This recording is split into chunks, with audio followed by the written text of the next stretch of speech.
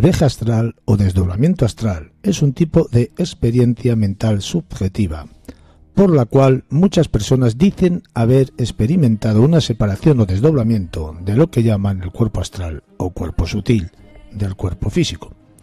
En algunos casos, el sujeto puede experimentar la autoscopia, posibilidad de ver el propio cuerpo desde el punto de vista de un observador externo. Algunas personas que han estado cerca de la muerte dicen haber experimentado este desdoblamiento astral, donde ven detalladamente el escenario en el que están, lo que está ocurriendo en ese escenario, e incluso escuchan las conversaciones que tienen las personas que se hallan en él. Una vez recobrada la consciencia o vuelto a la vida, muchos intentan demostrarse a sí mismos que lo que vieron durante su experiencia ocurrió en la vida real.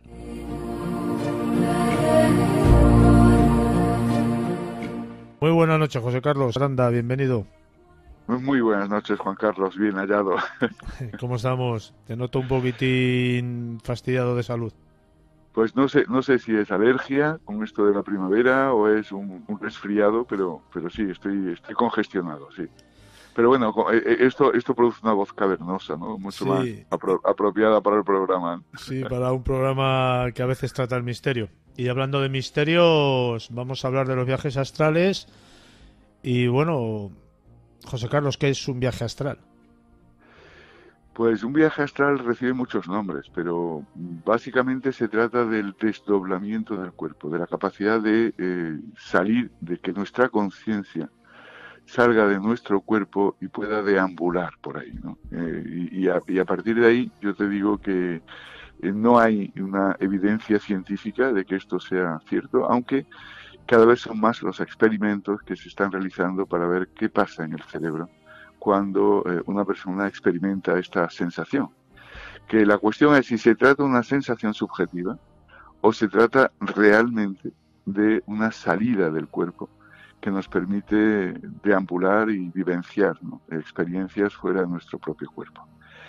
Lo que sí te puedo decir es que hay muchísimos testimonios en la literatura que han sido recogidos y que es un tema que a mí personalmente me atrae mucho porque han sido, me lo han comunicado, ¿no?, personas que en la intimidad, ¿no?, que no buscan ninguna relevancia de información ni salir en los medios, nada de esto, porque la persona que lo experimenta no siempre, no lo experimenta siempre con agrado o con placer, ¿no?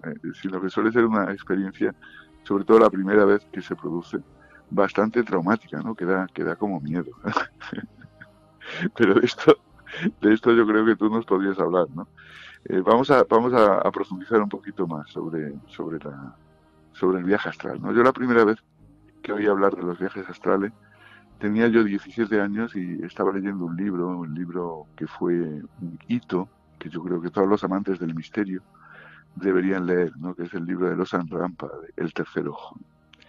Y ahí se hablaba de cómo los monjes tibetanos practicaban de forma consciente, de forma voluntaria, estos viajes astrales, ¿no?, que además pues les permitían salir de su propio cuerpo, visitar lugares remotos, ¿no? Parece como que el tiempo y el espacio pierden su fuerza durante el viaje astral y esto nos mete en un tema muy interesante, ¿no?, que es Sí, el tema pero de la José Carlos, la pregunta es, cuando haces esta especie de desdoblamiento, bueno, Sí, hay varias preguntas, muchas diría yo, pero una de ellas es, ¿dónde va esa parte tuya que se separa o ese otro yo que sale del cuerpo? ¿Sigue estando en este plano? ¿Está en otro plano teniendo la visión de este? ¿Dónde se encuentra? esa, ¿Dónde se halla? esa es la gran pregunta, la gran pregunta. Si seguimos a los Rampa, el plano de la conciencia se mueve en este mismo mundo. Y esto es corroborado por las experiencias cercanas a la muerte, o de estos casos, ¿no?, descritos en la literatura, de personas que han estado clínicamente muertas y que han sido capaces de observar y escuchar, ¿no?, conversaciones que tenían lugar en otras salas, ¿no?, que después se ha corroborado que efectivamente se estaban produciendo. Pero solo se mantiene en este plano o puede ir más allá de este plano. La cuestión es que puede ir más allá de este plano. Y de hecho, pues conversaciones mantenidas con personas que nos han precedido, ¿no? En esa experiencia cercana a la muerte y que ya han fallecido, que sin embargo, pues después se acreditan su existencia y la veracidad de sus afirmaciones. Y esto es lo que pone el vello de punta, ¿no? Es decir, que, que, que hay evidencias que dicen no podría haber sido de otra forma si no hubiese estado realmente allí, ¿no? Con lo cual, ¿en qué plano se mueve? Bueno, en el libro este de los Rampa nos dice que se mueve a voluntad de la persona que experimenta, pero que para eso hay que adquirir dominio, y ese dominio se adquiere a través de la práctica. También nos dice los Rampa, bueno, que este yo que se nos separa, este desdoblamiento, permanece unido al cuerpo físico y lo hace a través de un cordón de energía, de un cordón umbilical, el hilo de plata, lo llama él, ¿no? Ujú. Que, que es lo que mantiene con vida el cuerpo cuando el espíritu o la conciencia lo abandona, de tal manera que si se produjera la ruptura de este hilo de plata, el cuerpo físico moriría. En este caso, hemos de tener cuidado, ¿no? Según los Sanrampa, al someternos a este tipo de experiencias. Lo que no El está cuerpo claro, físico moriría, José Carlos, el otro en, no, por lo en que, caso, claro, por lo que claro, estoy claro, entendiendo. correcto. Y en dónde se quedaría el otro? Entonces, estamos en la misma pregunta. Pues bueno, ¿dónde se quedaría el otro? Y ahí estamos en si existe el más allá o no existe el más allá y si sigue existiendo el estado de conciencia una vez que morimos, ¿no? Y en qué plano, en qué dimensión esto ocurriría. El mismo Los Rampa nos da una descripción bastante plausible, ¿no? De dónde vamos. En el sentido de que no hay un único universo, sino que hay distintos universos, todos ellos tan material como el plano de la existencia que conocemos. Ujú. La única diferencia es que la energía se mueve en una oscilación de frecuencia vibratoria distinta de la materia, con lo cual pueden coexistir en el mismo espacio, siendo realidades completamente distintas. Esto lo hemos tratado en algún programa, ¿no? La no prueba empírica de la existencia de algo no significa la negación de esa existencia. La prueba la veíamos, no sé, ya en algún programa hemos contado esta anécdota, ¿no? Del padre que me decía, tengo que explicarle a mi hijo el don de la ubicuidad de Dios, ¿cómo lo hago, no? ¿Cómo puedo explicarle a mi hijo que Dios está en todas partes al mismo tiempo, ¿no? Y yo le decía, bueno, pues enciende un aparato de radio, enciende un aparato de radio y explícale a tu hijo cómo la energía se transmite a través de ondas en el espacio que pueden entrecruzarse sin alterarse recíprocamente, sencillamente porque la oscilación de megahercio en que vibran estas ondas es diferente, ¿no? Atendiendo a esta sencilla explicación, porque somos ondas y energía, a través de la energía se transmite información, podríamos comprender o visualizar, ¿no? Ese gran misterio de la posibilidad de la coexistencia de universos paralelos, donde podríamos seguir existiendo independientemente de que la materia, soporte de nuestra vida material, muera o desaparezca, ¿no? Pero no quiere decir que nosotros muramos, sino que sigamos en ese estado de conciencia y de energía. Y él decía, una vez que traspasas el mundo que te encuentras, es tan material como el que nosotros sentimos y vivimos día a día, ¿no? Es interesante esto. Bastante interesante, Solo, sí. solo que no estaría sujeto, y esto es también muy interesante, no estaría sujeto a las leyes físicas que se imponen sobre la materia. Y cuando hablamos de leyes físicas, hablamos de dos que son esenciales, que son el espacio y el tiempo, ¿no? Que son dimensiones que se superarían en ese plano de la energía. Como de hecho sucede con las ondas que se transmiten a través del espacio. ¿Sí? Bueno, pues este es un poco el planteamiento. Ahora, ¿dónde sigue estando la piedra angular de todo esto? ¿Se trata de una sensación meramente o se trata de una realidad en la que nosotros y nuestra conciencia somos capaces de salir del cuerpo y experimentar vivencias reales en un plano diferente de la existencia? Yo no lo sé, sinceramente no lo sé. Lo que sí te sé decir que yo, que he sido un apasionado del misterio desde que era muy joven, ¿no? Y que he tratado de experimentar muchas veces, ¿no? eh, para comprobar de forma científica la veracidad de muchas afirmaciones. Yo jamás lo he conseguido, ¿eh? también Lawson Rampa decía que existen personas con una mayor predisposición que otras para conseguir ese estado, un Ujú. estado en el que cuerpo y mente se disocian y que se produce en estados de forma, puede producirse de forma consciente. Ellos de hecho lo hacían mediante una técnica de privación sensorial. Decía que cuando los monjes tenían muchas dificultades para alcanzar este nivel, lo que hacían era encerrarlos en una cueva, tapiarles la cueva y someterlos a ese estado de meditación y privación sensorial que facilitaba el desdoblamiento. Pero que para eso había algunos que tenían que tirarse años encerrados en una cueva. Bueno, pues curiosamente esta técnica que describe Lawson Rampaka es lo que a mí más miedo me da, porque este libro lo leí yo con 17 años. Ujú. Y resulta que las experiencias científicas que se están realizando para inducir estos estados de conciencia, una de ellas, una de las técnicas, va precisamente por el camino que marcaba los Sanrampas, ¿no? Que es la privación sensorial a través de los tanques de flotación, que habrás oído hablar de ellos, ¿no? Ujú. Los tanques de flotación en que te sumerges para evitar, bueno, hay una película de Marvel, ¿no? Que trata de un superhéroe que es Dan Derville, el Dan Defensor, se tradujo aquí en España, ¿no? Que tenía esa hipersensibilidad y esa capacidad de captar todos los sonidos de su entorno y que para poder dormir tenía que encerrarse precisamente en un tanque de flotación que le permitiera aislarse del ruido circundante. Bueno, pues esto es una de las técnicas que se utilizan para inducir esos estados.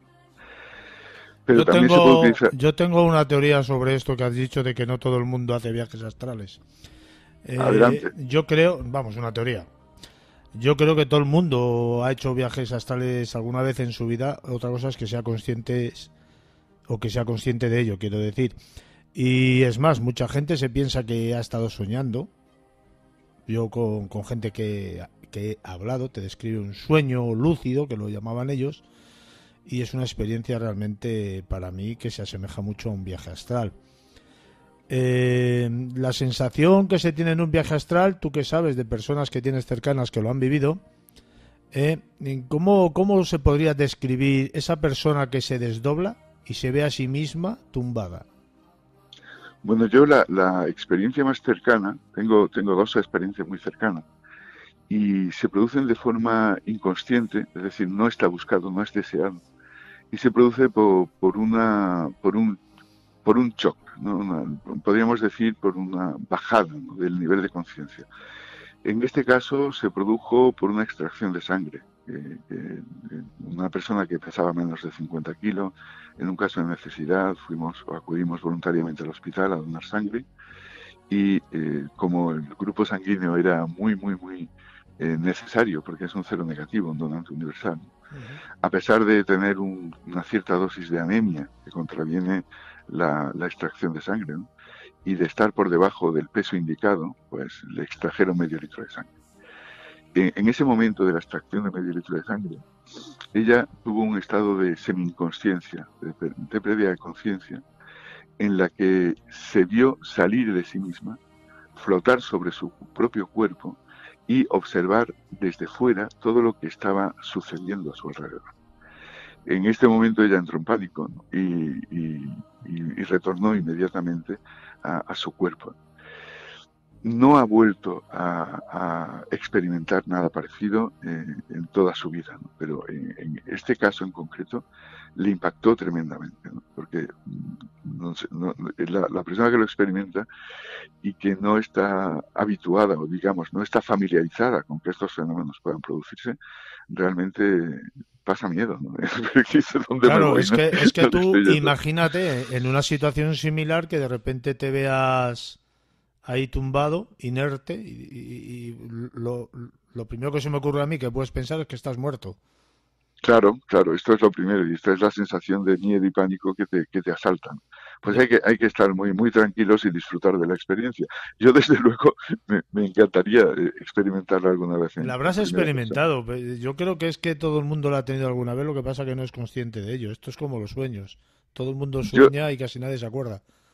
yo estoy totalmente de acuerdo contigo. De hecho, muchos sueños, yo creo que en el estado onírico, el sueño, en algunas fases del sueño, la conciencia puede evadirse de la carcasa material y deambular. Yo creo que sí. Y ahí engarzamos con algo que ya hablamos, ¿no? Que es el doble cuántico que nos daba Jean-Pierre Garnier, ¿no? Ujú. Ese doble cuántico Que hemos hablado que ya. del que ya hemos hablado, y que cuando él nos decía, bueno, en qué instante estamos en mayor comunicación con este doble cuántico, y coincide con la experiencia del viaje astral, en que son esos estados de semi-inconsciencia que anticipan el sueño, ese momento en el que estás relajado en cuanto al cuerpo, pero tu mente aún sigue despierta en un estado de semi-relajación inconsciente. Y en ese momento es cuando se puede producir el fenómeno, cuando mayor grado de comunicación existe entre ese yo cuántico y el yo consciente material. Y otra pregunta, Bueno, antes de continuar, ¿puedes llegar a despertarte en el cuerpo físico mientras estás en el otro lado? si te despiertas en el cuerpo físico es porque has retornado al cuerpo físico. No te puedes Y esto, despertar mientras estás fuera. no, Una, no, una especie, no sé, por poner un ejemplo, como si fuera una parálisis del sueño, ¿no? efectivamente, de hecho está muy asociado a la parálisis del sueño, y se induce uno de los mecanismos, porque existen mecanismos que se están trabajando para poder producir de forma artificial ese desdoblamiento. Y uno de ellos es precisamente a través de la parálisis del sueño, que como ya explicamos en su momento, era pues un mecanismo, ¿no?, que tiene el cerebro para garantizar la supervivencia durante las distintas fases del sueño, que es desconectar la movilidad corporal para evitar que los movimientos que visualizamos en nuestro cerebro se traduzcan en movimientos corporales, ¿no? Esto es un mecanismo de defensa antiquísimo, ¿no? De cuando los hombres dormíamos en las ramas de los árboles, ¿no? Tú imagínate que, yo no sé si tú has estado con una persona que se mueva mientras duerme, yo sí, que a veces se producen movimientos espasmódicos que dices, bueno, ¿por qué está moviendo los pies? Es que está soñando que está corriendo, ¿no? Pues ahí está, hay algo que está fallando, ¿no? Porque es la desconexión necesaria entre la mente y el cuerpo. Está claro que lo que imaginamos activa en nuestro cerebro las mismas regiones corticales que se producen durante la experiencia. Con lo cual, si soñamos que estamos corriendo, activamos los músculos de las piernas. Pero claro, si esto está subido en la rama de un árbol para dormir y evitar los depredadores, puede producir que te caigas, ¿no? Con lo cual, la naturaleza, que es muy sabia, lo que hace es desconectar la movilidad corporal durante el sueño. Bueno, pues ahí es donde tenemos esta interacción de la parálisis del sueño, que tiene mucho que ver con esta técnica del desdoblamiento, que es mente despierta, cuerpo dormido, ¿eh? Bueno, pues ahí es donde, donde estaríamos. Si en lugar de asustarnos durante una parálisis del sueño, tratáramos de explorar la experiencia, quizás tendríamos la puerta abierta a esa experimentación. No lo sé, sinceramente, porque yo tampoco me he vivido en una situación de parálisis del sueño, cosa que en fin, yo debo ser muy material y estar muy apegado a lo que es mi cuerpo. Lo que sí te digo que se están realizando experimentos en los que se busca ese viaje astral a través de inducción mecánica y a través de inducción química. Y se está estudiando. Lo que ocurre es que seguimos todavía sin dilucidar científicamente si lo que experimentamos es una mera sensación o si lo que experimentamos es una realidad física. Esta es la gran pregunta que se plantea la ciencia. Yo insisto en que los testimonios que hay, algunos son Ujú.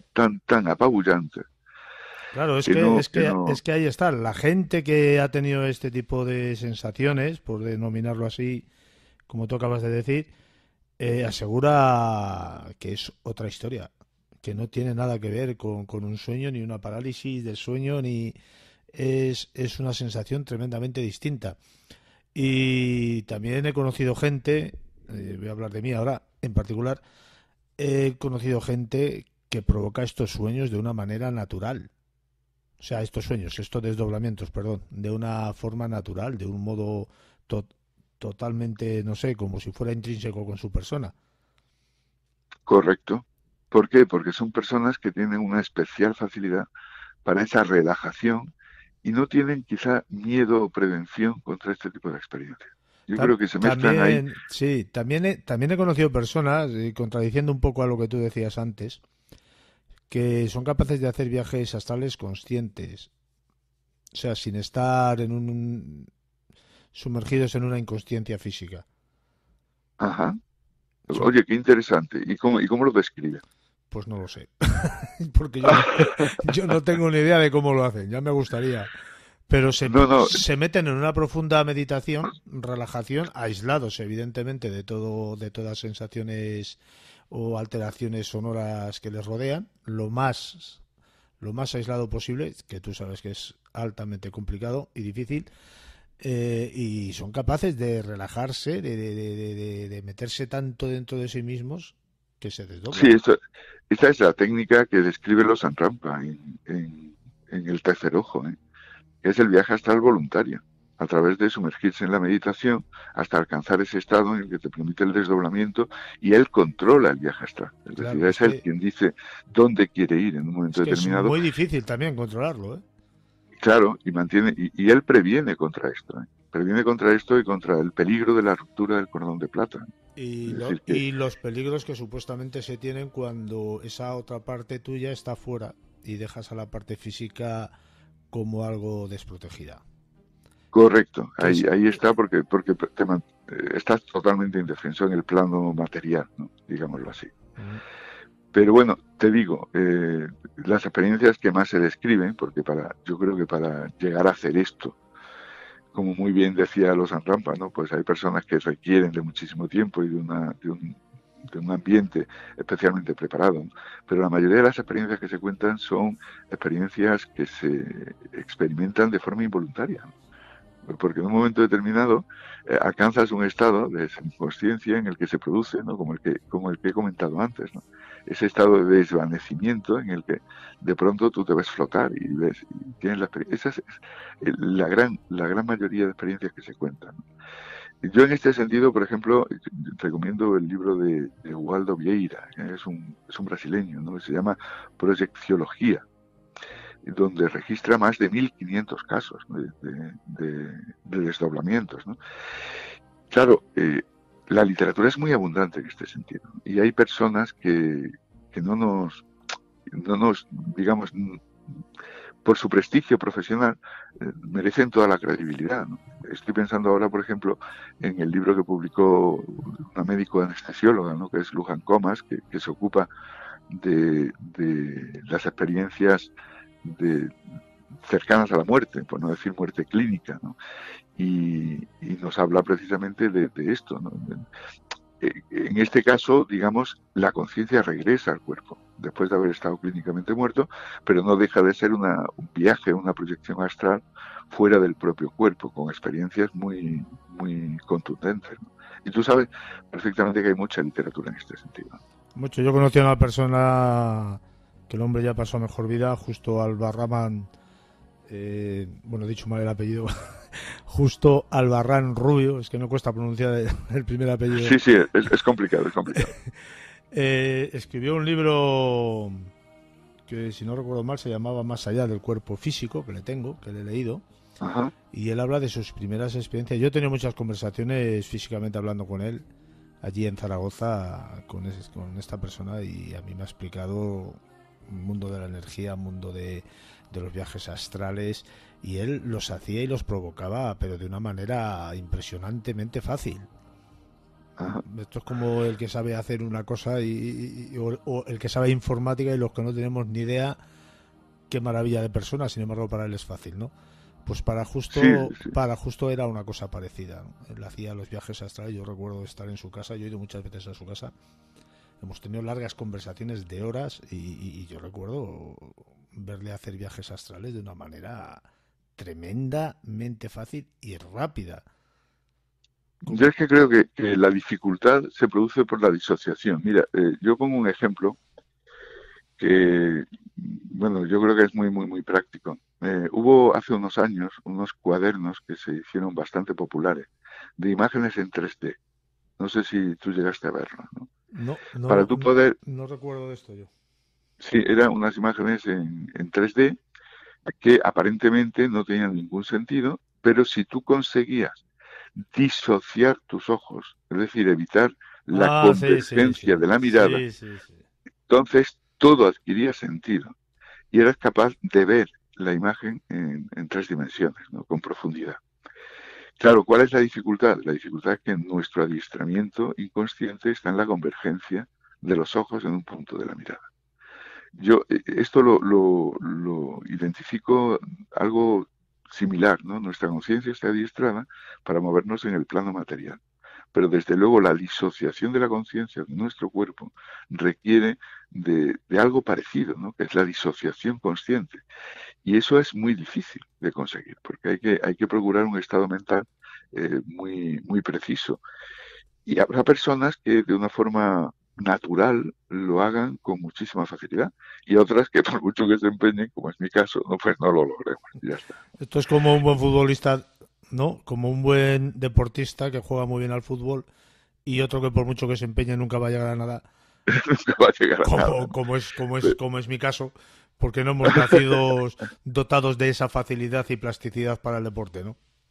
Claro, claro, porque hacen falta dos elementos, ¿no? El primer elemento es el innatismo, es el tener la capacidad innata de, y el segundo ya es la habilidad que se entrena a partir de la constancia, que es lo que te da la maestría. Que fíjate, yo Pero siempre eso, pongo, perdóname, yo siempre pongo dos ejemplos para ver esta plasticidad en el deporte, que es la lucha, la constancia y el físico que tiene, por ejemplo, en el tenis Nadal, ¿vale? sí. Que lo hace todo con un gran esfuerzo y un gran sacrificio, y la plasticidad que tiene Roger Federer, que parece que no Ah, se perfecto. esfuerza, Sí, ¿eh? sí, parece que no esté haciendo nada, ¿verdad? Tiene una naturalidad, una plasticidad tremenda. Ese muchacho ha nacido con un cuerpo totalmente adaptado para jugar al tenis como juega, que es una maravilla. Sí, sí, sí, Sin embargo, Nadal, tiene una elegancia. claro, tiene una elegancia tremenda. Sí, Y Nadal es muy bueno, en tierra batida es el mejor de la historia, pero se le ve que es un portento físico de naturaleza. sí, sí, sí, sí, No tiene totalmente. la misma plasticidad. Yo siempre pongo este ejemplo, o sea, que a pesar de que no hayas nacido con esas determinadas condiciones, puedes llegar de otro modo a realizar las mismas funciones que la otra persona. Eso sí, con un mayor esfuerzo o con un camino distinto. Por eso, Juan Carlos, y con muchísima envidia, porque tiene esa facilidad. eh, siempre ¿Eh? envidia sana, ¿eh? Siempre, siempre envidia sana, sí. Yo acabo con una reflexión, ¿no? Que me impresiona también, ¿no? Y es pensar que en las brujas volando en su escoba, en las brujas volando en su escoba. Yo muchas veces, tú sabes que uno de los procedimientos que se están analizando y estudiando ahora mismo para inducir este viaje astral es mediante la inducción química. Y uno de los procedimientos de la inducción química es la ingesta de alucinógenos como la retamina, ¿no? O la feniciclina. Y tú sabes que en los aquelarres, las brujas, hacían ingesta de unas setas alucinógenas, ¿no? Ujú. ¿Es posible que esto facilitara estos viajes astrales? ¿Es Pues, posible que pues realmente pudiera ser, estemos ¿eh? hablando? ¿Eh? Pudiera ser porque hay chamanes y bueno, hay mucha más historia por ahí que utilizan sustancias aditivas, Sí, sí, sí. sustancias alternativas, como yo las denomino, para entrar en determinados trances que luego no sabemos si realmente han entrado o son frutos de una paranoia producida por el elemento que han ingerido. Que esta es Se otra incluye, película. sí, se incluyen en algunos ritos iniciáticos en tribus, ¿no? Donde Ujú. hay algunas películas al respecto también que son muy interesantes y que, bueno, pues simplemente plantear ahí la interrogación de que, oye, que igual no todo es fantasía, y que puede existir un fondo de verdad, ¿no? Y que yo estoy seguro de que existe y todos aquellos que tengan la capacidad de o la posibilidad de intentar realizar un viaje astral que lo hagan porque es una experiencia enriquecedora. Yo te lo digo porque yo lo he hecho una vez y puedes llegar a conseguirlo. O sea, no es algo si, como digo siempre, si lo he hecho yo lo puede hacer cualquiera. Bueno, sí, no te consideres cualquiera, porque aquí tienes a alguien que no es cualquiera. Porque a lo mejor el camino que has tomado no es el correcto. Dentro de los diversos Bueno, caminos que la vida tiene, pues siempre hay unos que se cruzan y otros que se separan. La vida es oye, así, es mira, un mira, trajín. un momento, mira, me está hablando mi yo cuántico, ¿eh? Sí. Me dice que he tomado el camino correcto para mí.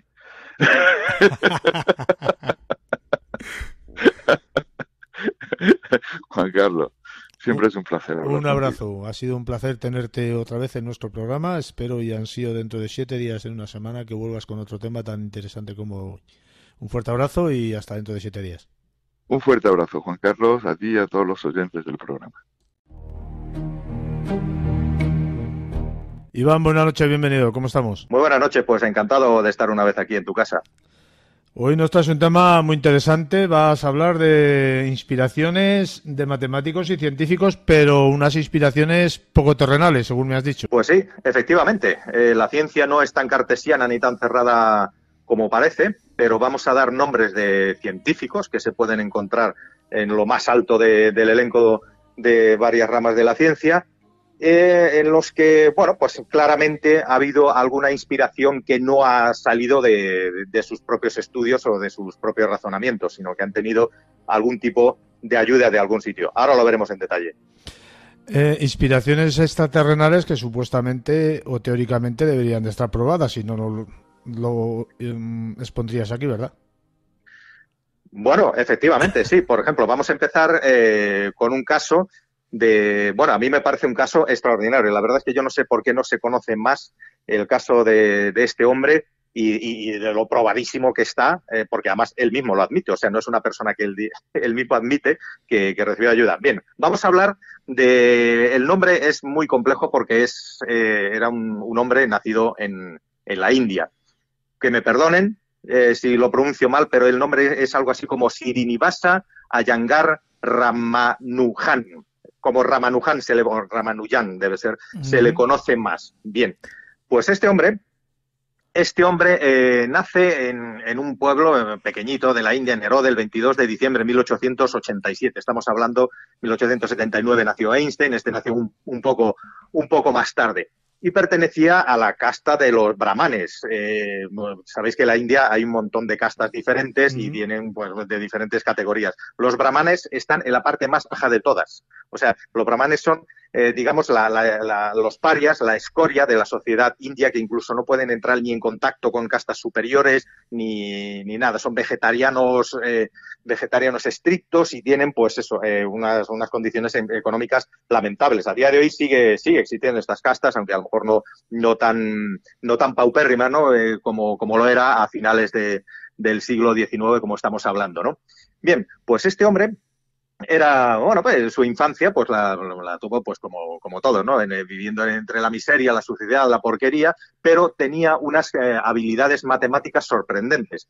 Y cuando digo habilidades matemáticas es que eran sorprendentes de verdad, hasta tal punto que él iba al colegio, un colegio normal, y en ninguna otra asignatura no es que no destacara, es que era malísimo. O sea, bueno, imaginaros el nivel de escolarización de la India del 1887, ¿no? Pero tampoco es que fuera nada del otro mundo y los brahmanes tampoco tenían acceso a buenos colegios ni nada, poco más que aprender a leer y escribir si es que llegaban a eso, ¿no? Pero bueno, en el aspecto matemático destacaba, tenía unas capacidades matemáticas de tal manera que toda la matemática que él enseñaba en los diferentes colegios que fue por ahí por la India se le quedaban cortas muy rápidamente, ¿no? Entonces, él era autodidacta, ¿no? Como los más grandes científicos del mundo, Einstein, Tesla, todos han sido autodidactas, lo que demuestra un poco el sistema educativo mundial, como no es tan correcto como parece. Bien, pues este hombre siguió con su matemática, le encantaba, la siguió desarrollando por su cuenta. Pero cuando digo por su cuenta, tenéis que imaginaros que él no tenía acceso, ni mucho menos a la matemática contemporánea que había en ese momento en el resto del mundo, ni a grandes libros de matemáticas, ni nada, sino que simplemente por intuición. ¿Qué es lo que decía Ramanujan? Pues que en sus sueños, por la noche, se le aparecía la diosa Namagiri. Es con G, Namagiri o Namagiri, no sé cómo se pronunciará exactamente, pero es una de las tantas miles de dioses que tiene las religiones hindús, y esta diosa literalmente al oído le decía tanto fórmulas matemáticas como sobre todo resultados matemáticos en cifras que él se tenía que despertar rápidamente y apuntarlas en el primer sitio que encontraba, que se cree que era una pizarra que él tenía, porque tampoco tenían tanto acceso ni al papel, ni a los lápices, ni nada de esto. Por eso los cuadernos que quedaron de él pues no quedan muchos, aunque sí hay, ¿eh? Bien, pues él apuntaba todos estos resultados que escuchaba en sus sueños, se despertaba, los apuntaba, y luego él con su intuición matemática conseguía desarrollar, digamos, un poco la manera de llegar a estos resultados sin saber muy bien realmente lo que le estaba pasando, ¿no? Entonces se puso en contacto con universidades de la India. Uno, casi nadie le hacía caso porque todo el mundo pensaba que eran falsificaciones, lógicamente, o sea, viniendo de quien venía, pues no se podían creer que un niño que simplemente había ido a la escuela primaria, pues era capaz de desarrollar esas formulaciones tan complejas y muchas de ellas que ni siquiera se entendían, o sea, que no pertenecían digamos, a la media de la matemática que existía. Bueno, aún así, él decidió escribir de su puño y letra a un gran matemático británico que había entonces, que se llamaba G.H. Hardy. G.H. Hardy era del Trinity College. Bueno, pues él escribió, y con tal fortuna que Hardy abrió ese sobre en el que había de su puño y letra, como no puede ser de otra manera, escrito una carta en el que casi se disculpaba diciendo, bueno, pues si es usted tan amable, eche un vistazo a estas fórmulas y a todas estas teoremas que tengo. De hecho, le escribió 120 teoremas diferentes en su carta, y a ver qué le parece. Hardy, en un principio, pues bueno, como los grandes matemáticos recibían cartas de este tipo a diario, ¿no? Pero bueno, le pareció que eso no podía ser una falsificación por lo increíblemente complejo que era, ¿no?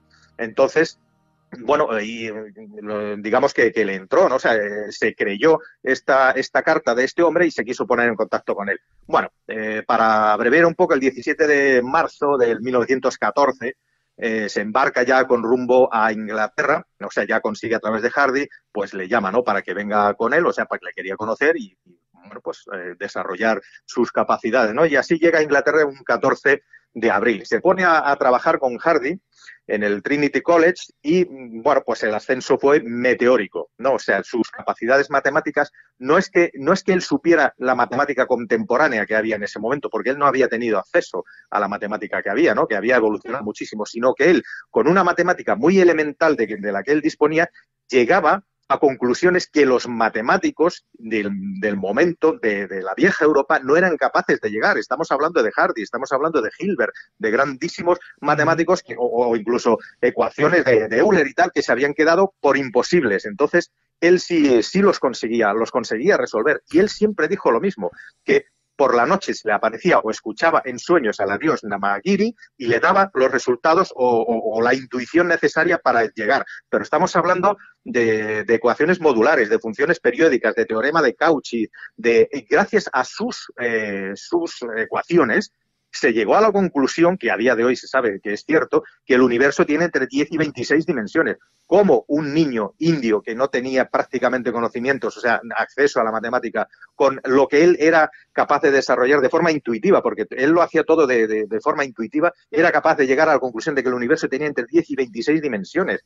Esto es algo, los números de Bernoulli también lo denomina, la constante de Euler, calculó 15 decimales a la constante de Euler, funciones elípticas, series hipogeométricas. O sea, se metía en una matemática que era absolutamente imposible, que sin estudios universitarios muy profundos no se podía llegar. Y sobre todo que sacaba los resultados de esto de otra manera. O sea, era algo increíble. Y él siempre, toda su vida, dijo lo mismo, que se le aparecía la diosa y tal. Desgraciadamente murió muy joven, porque un viaje que hizo de vuelta a la India para casarse allí con la mujer que habían seleccionado para él, adquirió una ameba y a la edad de 32 años, pues desgraciadamente se murió, ¿no? Por no tener asistencia médica. De todas formas, muchos de los cuadernos que él tenía, que estaban todos destartalados, o sea, además él escribía todo de una forma como muy inconexa, como que lo recibía todo. O sea, si es que la prueba esta que preguntabas está aquí.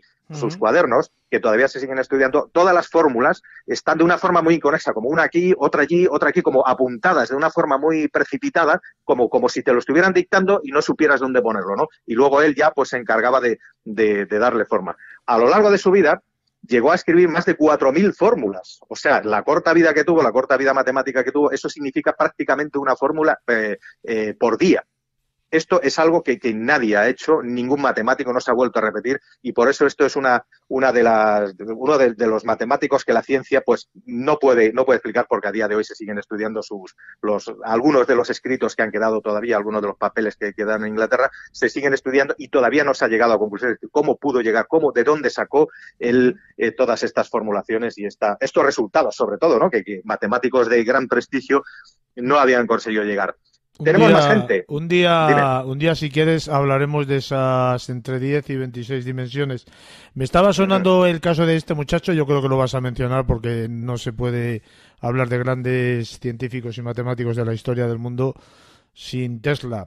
Tesla recibía también la información de muchas de sus investigaciones y sus inventos a través de los sueños. No sé si vas a hablar de él, yo creo que sí. Sí, precisamente ahora iba a dar un pequeño apunte de Tesla, porque Tesla habría que hablar, no te digo ya un programa ni dos, habría que hablar una semana entera y con los diferentes... Yo no soy, ante todo diré que yo no soy un Tesla lover al uso, o sea, yo entiendo que Tesla era de los más grandes genios de la historia, pero bueno, no soy un fanático en el sentido de que Tesla hizo tanto como se hizo, porque la historia demuestra que muchos de los inventos que tiene eran simplemente perfecciones de lo que ya había. Pero bueno, aún así, a la parte que nos toca, por ejemplo, Tesla en el verano de 1899 estaba trabajando ahí en su laboratorio de Colorado Springs, que todo el mundo conocerá, y percibió esta anécdota. Imagino que todos los que conocen a Tesla la saben, ¿no? Observó o percibió una serie de códigos numéricos en unas señales de radio que él estaba estudiando. Eso sí, la radio pertenece a Tesla, o sea, ni Marconi ni nada.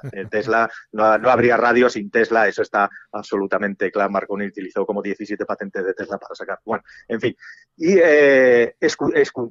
percibió estos códigos numéricos que él interpretó como que venían del espacio. ¿De dónde podían venir si no? O sea, es que 2 y 2 son 4. O sea, tú estás escuchando una radio, no hay radios todavía en ningún sitio, y de repente recibes un código numérico. ¿De dónde vienen? Pues lógico, pues vendrían de espacio. Él se pensaba que eran de Marte o de Júpiter, pero gracias a esto, a partir de ahí se obsesionó con el perfeccionamiento de la radio. O sea, ahí le entró una obsesión porque lo que quería hacer era radios mucho más precisas para detectar otra vez nuevamente todos estos códigos. También habla de que siempre que él percibía alguna idea, porque sabéis que Tesla, lo sabéis perfectamente, no formulaba mucho, perdón, no recurría tanto a la matemática, sino que él era capaz, como Einstein, de imaginarse mecánicamente las cosas funcionando. O sea, él tenía un pensamiento figurativo, podía imaginarse las cosas ya funcionando y sin errores. Pues todo esto lo recibía también, según él decía, como una especie de flashes de luz que recibía, que muchas veces confundía la realidad con la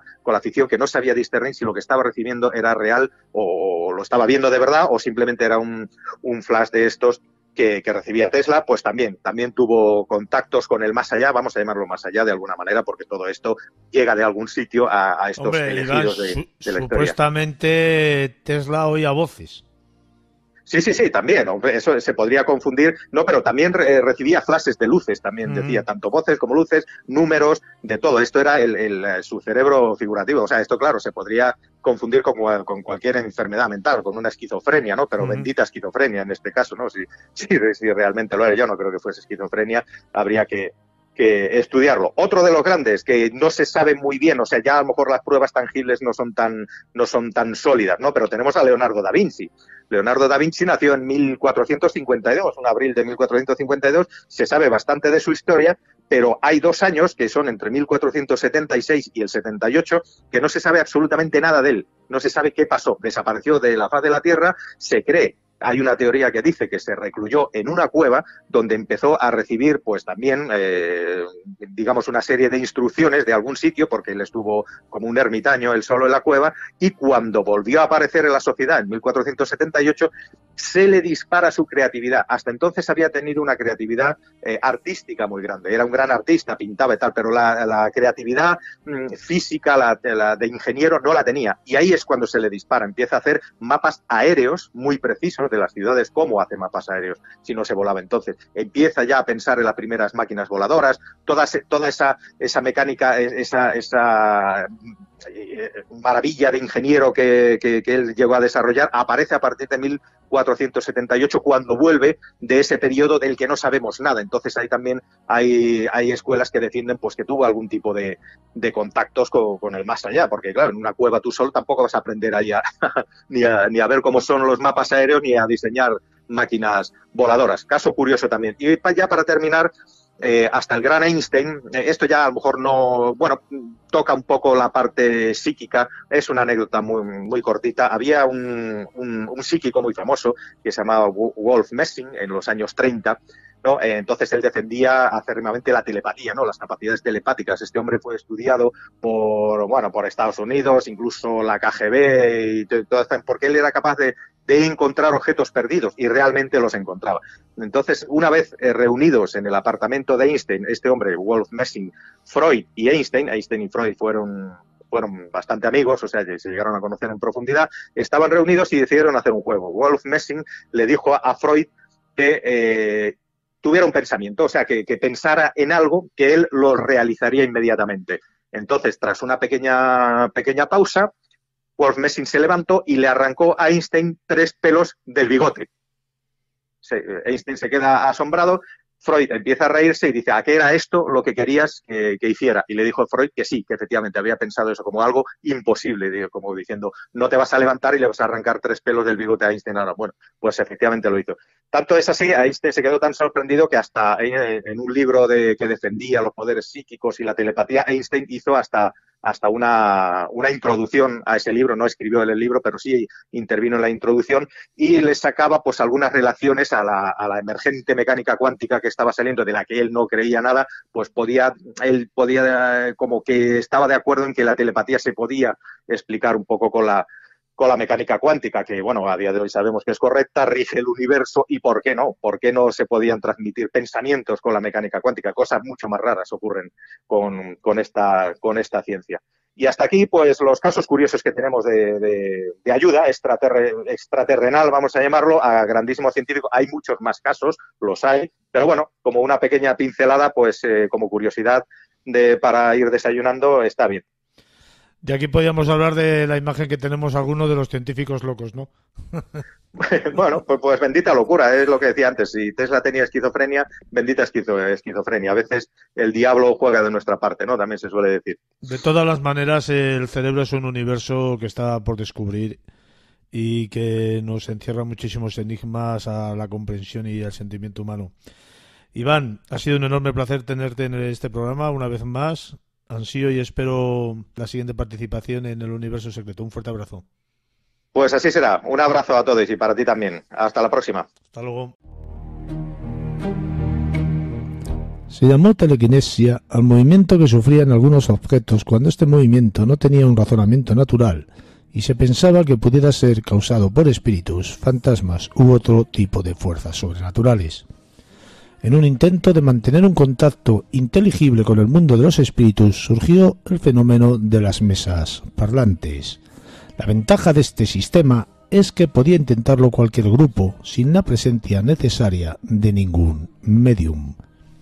Desde siempre el ser humano ha intentado comunicarse de alguna manera con las personas fallecidas, ya sea para cerciorarse de que existe un más allá, consultar sucesos del futuro o simplemente resolver asuntos que en vida quedaron pendientes.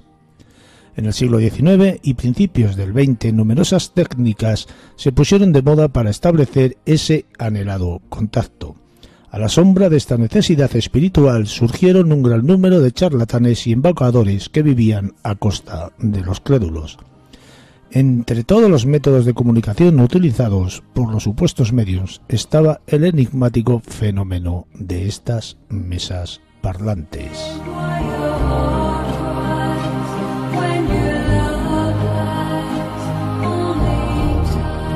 Buenas noches y bienvenida, Cristina, ¿cómo estamos?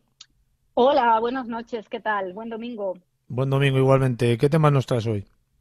Pues mira, hoy os voy a hablar de lo que son un poco los antecedentes del espiritismo, aquellas corrientes del siglo XIX, y nos vamos a centrar un poquito en lo que es las mesas parlantes y ciertos fenómenos que tuvieron mucha relación, pues como vais a ir viendo a lo largo de la noche, con primeras figuras científicas y literarias de la época.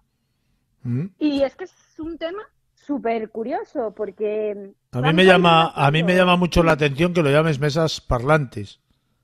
Es que se llamaban así porque incluso la traducción del francés es esa, son mesas parlantes. Y la verdad es que es un tema apasionante porque según te vas informando un poco sobre lo que es la historia de todo el mundo sobrenatural, vas viendo cómo se va enlazando entre sí la historia moderna del espiritismo, pues desde el 1848 con las famosas hermanas Fox en Hyattsville, en Nueva York, y la comunicación que tenían a través de los raps, a través de los golpecitos, pues desde ahí es cuando empieza la relación con la literatura de misterio, con lo que va a ser el ocultismo y con lo considerado el mundo mágico y su evolución, pues desde la mitad del XIX, como te decía, hasta lo que es la primera parte del siglo XX. Y es que, bueno, la comunicación con el más allá interesa a autores que son tan importantes como, pues por ejemplo, el padre de Sherlock Holmes, el detective más famoso de todos los tiempos, Arthur Conan Doyle, quien, bueno, pues fue redactando obras y narrando lo que eran sus experiencias con el mundo de los espíritus, y en realidad lo que vino a hacer como una obra más es una historia del espiritismo. Y estuvo pero tan implicado que se casó con una medium en segundas nupcias, con Jan Leakey, en 1907.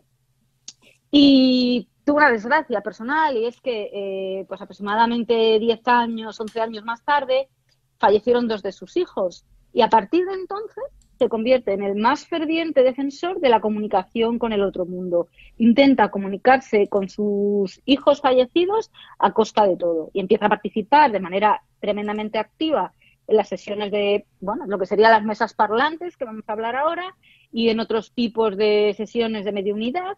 Y además se hace miembro de la primera sociedad parapsicológica, que era la Sociedad para la Investigación Psíquica.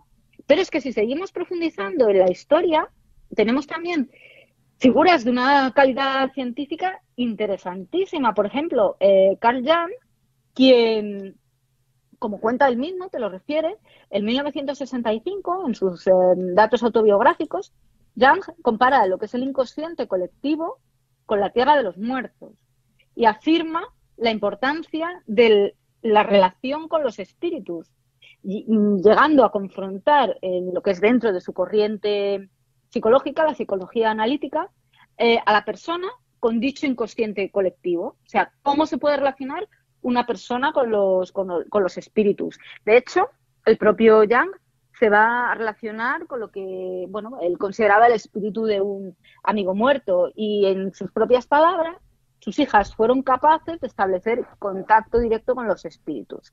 O sea, estamos hablando de lo que, hombre, hoy con sus detractores o no, por el tema del arquetipo, etcétera, etcétera, por el tipo de psicología que como discípulo de Freud acabó desarrollando, pues evidentemente todo son teorías científicas que evolucionan, pero la importancia que tiene Jung es el dar al mundo espiritual la importancia que bueno, pues que él consideró que en su momento tenía.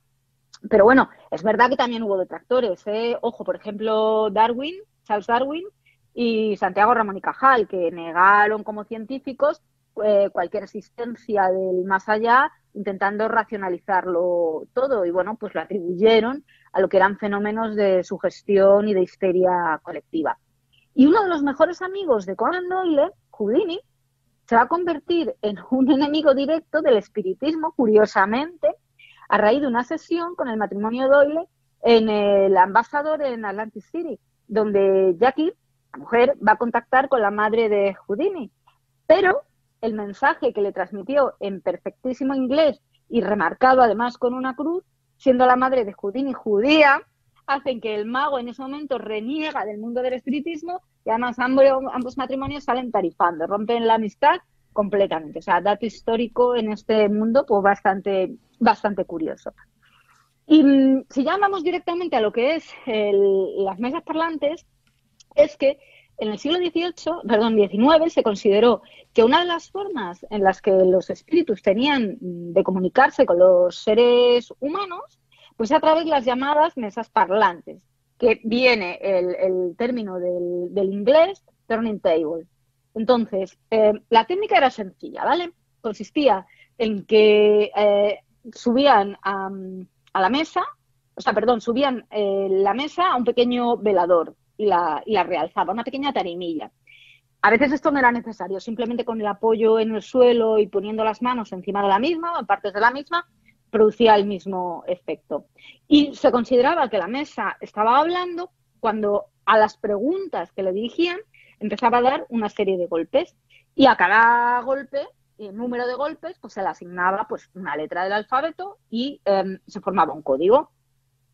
La comunicación inicial es muy compleja y entonces, evidentemente, si tienes que hacer una palabra a expensas de golpes, imagínate, o sea, es un código largo. Entonces, al final acaban simplificando todo lo que son los mensajes de comunicación con palabras cortas, como pueden ser monosílabos como sí o no, o frases de 2 o 3 palabras.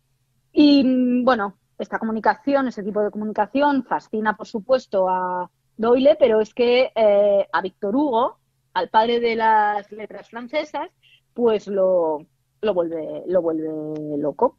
Y entonces es tan clásico el interés que muestra Victor Hugo en esto, que ya te digo que uno de los padres de la literatura francesa escribe unas notas y unos cuadernos que se van a publicar, o están publicados hoy día por la editorial Undekammer, y se llama el texto Lo que dicen las mesas parlantes. La historia viene de cuando el matrimonio Hugo se exilia en Jersey y recibe en 1853 a Madame de Girardin, que era una fanática de las mesas giratorias, de las mesas parlantes en París. En Francia se llamaban más mesas giratorias por los movimientos. Y, bueno, pues muy poco a poco va introduciendo al matrimonio Hugo en el mundo de las mesas parlantes, y es verdad que las primeras sesiones no fueron del todo satisfactorias, porque los movimientos de la mesa pues tardaban en producirse o se producían pues muy al final, y no quedaba la cosa dentro del pleno convencimiento con la comunicación del más allá. La historia es que Victor Hugo buscaba la relación con Leopoldina, que era su hija, que había fallecido hace 10 años. Y entonces, a través de esta búsqueda de comunicación con Leopoldina, pues poco a poco las sesiones se fueron haciendo continuas. Víctor Hugo, poco a poco, fue haciendo de secretario, transcribiendo lo que eran los mensajes. En otras era el partícipe directo. El hijo de Víctor Hugo, Charles, se va a convertir en el medium más prodigioso de los participantes, teniendo la máxima actividad la mesa en su presencia y llegando incluso a hacerse indispensable, pese a que, bueno, pues Charles tenía un problema de ciclotimia emocional bastante importante. Vale. Víctor Hugo, de manera directa, no va a realizar la publicación de estos escritos porque, evidentemente, en aquel momento pues tiene miedo a que la crítica pudiera ensombrecer lo que era su obra literaria previa. Redacta estos cuadernos, los deja escritos, y es al reencontrar estos cuadernos, aproximadamente en la primera década del siglo XX, y la publicación en 1923 de Gustave Simon de las mesas giratorias de Jersey y de Maurice de Levalin en 1954 de un prólogo místico, cuando el tema, pese a que era conocido entre los literatos, pues de alguna manera ya se hace público. Y bueno, se reencuentra uno de los cuadernos inéditos que van a conformar el libro que se ha publicado, como te digo, recientemente. Las sesiones son curiosísimas. Yo recomiendo el libro porque es delicioso. Mira, se recogen con ciertas fechas, ¿vale? Que van de los años 1854 a 1855 y se comunican a través de la mesa y de los golpes que produce la mesa. Bueno, pues se comunican con Shakespeare, con la muerte como entidad, con Galileo, con Jesucristo, y también con unas entidades que consideran como si fueran espíritus primigenios, como el océano, ¿vale? Y bueno, pues tienen distintos resultados que fascinan a los presentes y, incluso se va a tratar de obtener una obra póstuma del escritor inglés, de Shakespeare. O sea, es una cosa muy, muy curiosa. Pero bueno, a nivel literario no tenemos solamente la obra de Víctor Hugo. Hay otras obras. Es que curiosamente me encontré una dando un paseo por Recoletos, según investigaba un poco la literatura y la biografía de este tema. Y hay un pequeño texto que se llama Los misterios de las mesas parlantes y del soligrafón, del doctor José Francisco Ponce, que se edita en Madrid en 1934. Y, pues el autor reconoce haber trabajado con mediums auténticos de la época y reflejando lo que eran las experiencias y lo que eran los encuentros pues, con los espíritus. Es una experiencia muy similar a la que contamos de Víctor Hugo en Jersey. Bueno, pues tiene encuentros con Julio César, con Platón, con Aristóteles y con otros espíritus superiores que en 1932, pues a lo largo de varias sesiones. Entonces es cierto que este medio de comunicación con el más allá tiene unos años en que, bueno, pues era realmente considerado como un método de intercambio de conocimiento. Y bueno, en realidad, cuando podía haber desaparecido tras el periodo de la Primera Guerra Mundial, pues resulta que no, que sigue avanzando, como vamos a ver, según pasa el siglo XX. Y es que, fíjate, porque esto pasa en nuestro país, conforme nos vamos metiendo en la década de los 70, tenemos en nuestra geografía una prueba viva de que las mesas parlantes siguieron comunicándose y tenemos una parcela, tenemos unos casos de fenomenología popular, como ya te digo, en nuestro país. ¿Cuál es el ejemplo? Bueno, pues el ejemplo más claro es el de Nules, en Tarragona. Y bueno, es verdad que sigue habiendo pueblos donde esto se lleva a cabo, sobre todo en lo que serían localizaciones mediterráneas, bueno, pues se hacen esta especie de sesiones, un poco pues, de manera tradicional. Bueno, en 1975, determinadas poblaciones de Tarragona, como en Nules, en Villadorona o Porreras, tenían varias asociaciones dedicadas al espiritismo. En Nules había 3 hermanos pequeñitos, Juan, de 7 años, Rosa María, de 10, que era un poco la principal artífice, y María del Carmen, con 13 años, que se fueron de Nules a pasar la tarde a Porreras, una localidad cercana, donde visualizan una sesión de espiritismo. Ya ves tú que harían 3 niños metidos en semejante jari. Pero bueno, ahí estaban los chiquillos.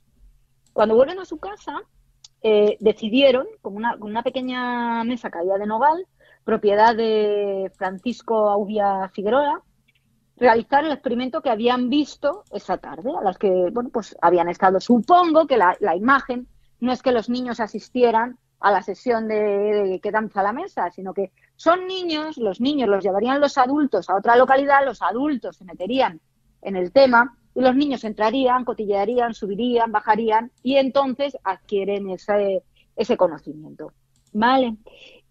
Bueno, como te decía, cuando vuelven deciden con esa pequeña mesa de nogal realizar el experimento, colocan sus manos sobre la mesa y debieron empezar un festival de luz y color, porque empezó la mesa a moverse de una manera enloquecida. A más golpes que daban, la mesa era capaz de deslizarse por el suelo, a veces separándose, a veces sin separarse, recorría unas distancias moderadas y esto está referido en prensa oficial de la época. Por ejemplo, en La Vanguardia, en febrero de 1975, el titular fue: Nuelles, una extraña mesa que se mueve sola y adivina cosas. También en febrero del 75, misterio en torno a la mesa de Nules. Bueno, no sé si es Nules o Núñez, bueno, mi dominio de la lengua ahí es reguleras. Y bueno, subiendo y bajando escaleras sin necesidad incluso ya de elevarla, o sea que la técnica se iba depurando.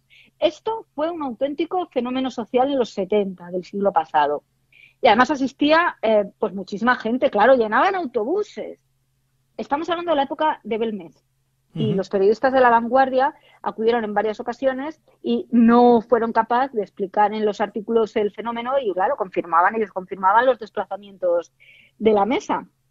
La mesa, que a veces acertaba, pues a veces no acertaba tanto. Por ejemplo, ¿qué le preguntaba a la gente a nivel popular, la gente del pueblo? Bueno, pues mira, preguntaban hasta los resultados de fútbol de las quinielas, con mayor o menor éxito predictivo, como te puedes imaginar. Preguntaban sobre, bueno, pues la posibilidad del encuentro y la comunicación con seres que habían fallecido. Y era tal, se consideraba de tal intensidad la fuerza y la movilidad, que incluso la mesa llegó a desplazarse con el peso de un varón adulto encima. Esto está recogido en prensa. Y bueno, poco a poco es verdad que posiblemente por el miedo, es verdad que empezaron a aparecer más programas de misterio, pero programas de misterio también que se encargaban un poco de desprestigiar ciertas actitudes. Probablemente en una situación de este tipo, pues poco a poco se fueron atribuyendo los fenómenos a la posibilidad de intervención o bien de entidades malignas, es decir, que se empezó a manipular desde fuera el fenómeno y, claro, lo que fue el origen y causa de que pusiera finalmente pues lo que es el fin a la participación por parte de los que lo llevaban a cabo. Y bueno, pues realmente, como te digo, hasta hoy día. Cuando tú estos temas los haces públicos, es que tienes un peligro. Es decir, tienes el peligro de que o bien se metan los que quieren manipular por un lado, o bien se metan los que quieren manipular por otro. Es decir, puedes tener desde la Iglesia enredando hasta el mundo científico, por otro lado, enredando también, hasta, bueno, pues una serie de comportamientos que en realidad estamos hablando de niños. Y que por mucho que hubieran crecido y que hubieran pasado 5 años, una niña de 10 seguiría teniendo 15 años. Es decir, que son fenómenos un poco peculiares, que son típica la producción pues en áreas rurales y que incluso puede tener un seguimiento etnográfico y antropológico más importante que lo que realmente pueden ser fenómenos paranormales. Pero bueno, eso está ahí, ha sucedido y está en prensa, como estuvo en su momento, por lo que hablábamos de Belmez. ¿Causas? Bueno, vamos a ver. Desde teorías neurológicas, como que los movimientos se puedan sincronizar de manera inconsciente, hasta el poder de la mente actuando de manera conjunta, pues de todo tipo hubo. El caso es que a día de hoy no hay una explicación racional. Si la hay, que nos la vuelque en el programa. No hay explicación, no quiere decir que no la tenga, ojo, yo estoy segura de que la tiene y que esto de fenómeno paranormal está más en relación con la creación de una respuesta por parte del inconsciente. Esa es mi opinión. Habrá gente que diga que no, que son los muertitos los que vienen a dialogar con nosotros, y gente que diga que es la neurona del tálamo hipotálamo, la conexión con la amígdala, la que zum, zum, zum, va y se mueve la mesa. El caso es que bibliografía como tal no hay, ¿vale? Sea como sea, el fenómeno existe. Existió, sí. A ver, si lo interesante de estos fenómenos no es a qué se deben, sino qué fenomenología paralela nos provocan. Es decir, aquí estamos hablando de unos niños que, como te decía, se meten en este berenjenal, con lo cual ya algo que choca es la presencia de unos niños, pero ¿dónde? Comunidades rurales, ¿vale? En comunidades que evidentemente no es una área urbana, es una clase social del medio rural y que tiene una serie de creencias que tú, con esas creencias, no se trata de educar a la población, se trata de que son creencias ancestrales que persisten en su imaginario colectivo. Y entonces, pues se genera ese tipo de fenomenología. Es como las apariciones de la Virgen a criaturas. Pues por algo surgen, pues surgen porque es un ambiente cultural propicio y porque tienen una tradición, o las apariciones de ensotanados, etcétera, etcétera. O sea, es una cultura que mamas, es una cultura popular que está viviendo unos rezos, está viviendo una tradición en tu casa. Entonces, si tú te llevan, aunque te escondas detrás de una ventana y ves a la mesa dando brincos y los otros ahí con cara de pavor hablando con un muerto, pues son niños. ¿Y los niños qué hacen? Pues repiten. Es un poco la explicación que yo le doy. El inconsciente tenemos mucha actividad que ahora mismo precisamente pues porque tenemos una neurología muy amplia y extensa y mucha está todavía por descubrir. Pero es verdad que ahí está y ahí queda. Y luego, indudablemente, a mí la genialidad de Conan Doyle, de Víctor Hugo, tanto como de Cajal, evidentemente, como de Darwin, a mí no me la va a discutir nadie. A mí no me importa que creyeran, pues yo qué sé, en que Jesucristo bajaba haciendo surf desde el séptimo cielo, el infinito y el más allá. Me da igual, son sus creencias. A mí la genialidad reside en una producción literaria, en una producción científica que dejaron. Y son curiosidades y además es parte de la historia de una persona pues que hizo una época. Cristina, ha sido un enorme placer como siempre tenerte aquí en este programa. Te estoy muy agradecido por ello. Nos has traído un tema bastante interesante. Muchísimas gracias por todo. Un fuerte abrazo. Pues en ello estaremos. Un abrazo. Hasta luego. Buenas noches y bienvenido, Adrián Martínez. ¿Cómo estamos? Hola, muy buenas noches, Juan Carlos.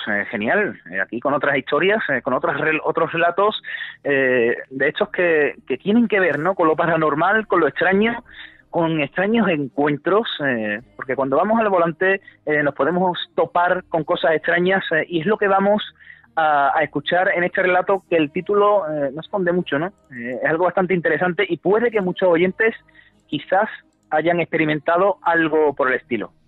¿Qué te parece si antes de escuchar el relato damos un saludo a los nuevos oyentes que tenemos en la emisora JAR, a tu lado siempre, de Buenos Aires, Argentina? Desde aquí un fuerte abrazo a todos y el relato de esta noche especialmente dedicado para ellos. Adrián, vamos a ello.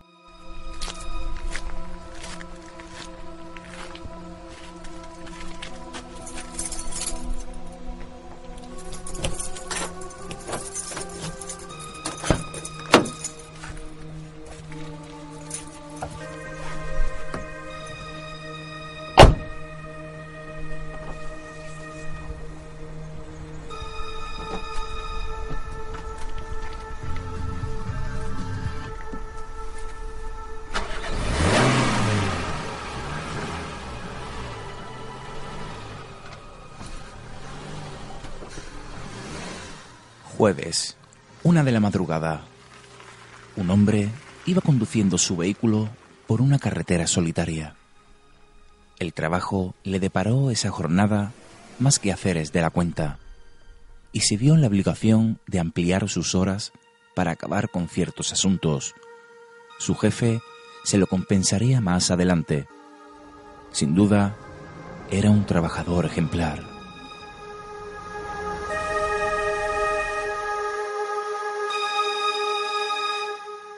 El cansancio le rendía. La distancia que le separaba de su casa le obligaba a tomar ciertos atajos para cortar el camino de regreso. La música sonaba en el vehículo, una manera de mantenerse despierto, y que Morfeo no provocara un accidente que sin duda lamentaría. A esas horas de la noche, la circulación era nula. Ningún coche, ningún camión. La carretera le esperaba sola, oscura y eterna.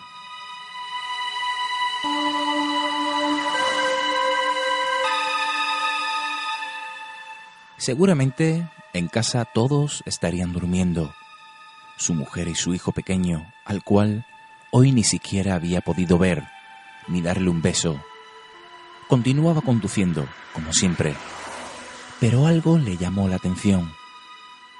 En la lejanía, observó como algo o alguien cruzó la carretera de un lado a otro, perdiéndose entre las arboledas. Fruto de la imaginación, supuso, la falta de sueño, el cansancio, la monotonía de la conducción.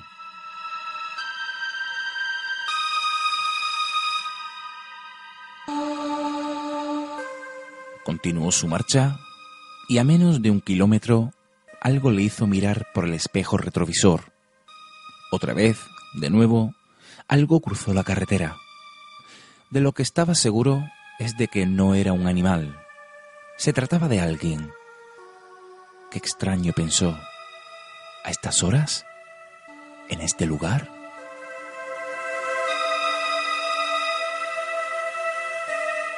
Más que nervioso, continuó su marcha algo extrañado, pensativo y muy seguro de que lo que había visto no era un espejismo ni fruto de la imaginación. Era real. Alguien andaba por aquel lugar.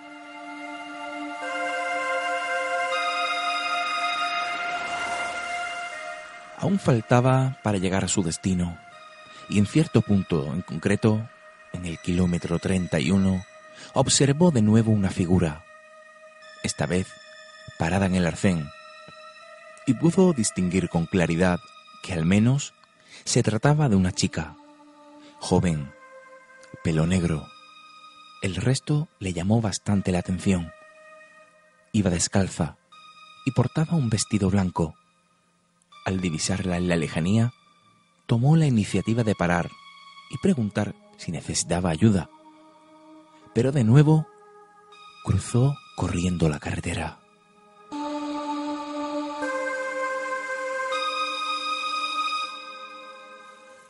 Aquello ya no le parecía normal y el miedo le invadió el cuerpo.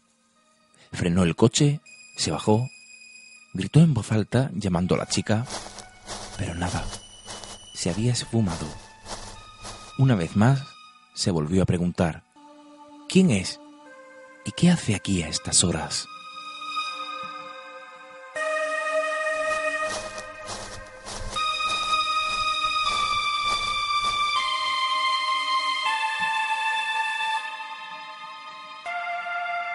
El tiempo comenzó a cambiar.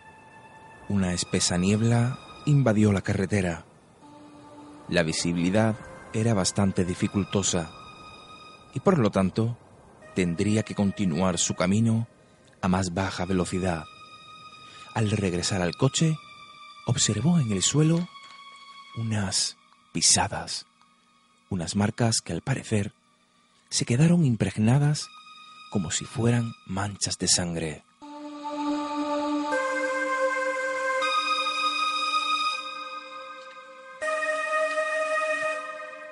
Aquello no le gustaba.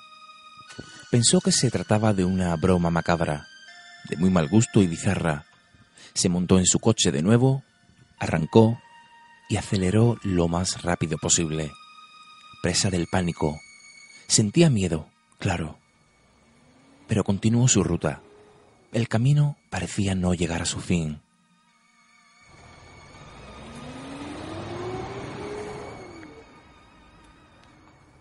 Y si parecía que lo más raro y extraño había pasado, ocurrió algo misterioso y desesperante al mismo tiempo. Ya observándolo todo y atento a lo más mínimo que se acontecía, se percató de algo. Por donde pasaba, justo en ese momento, era el kilómetro 31. ¿Otra vez? No podía ser. Tenía que ser algún fallo de señalización. Era imposible recorrer en círculo aquella recta carretera.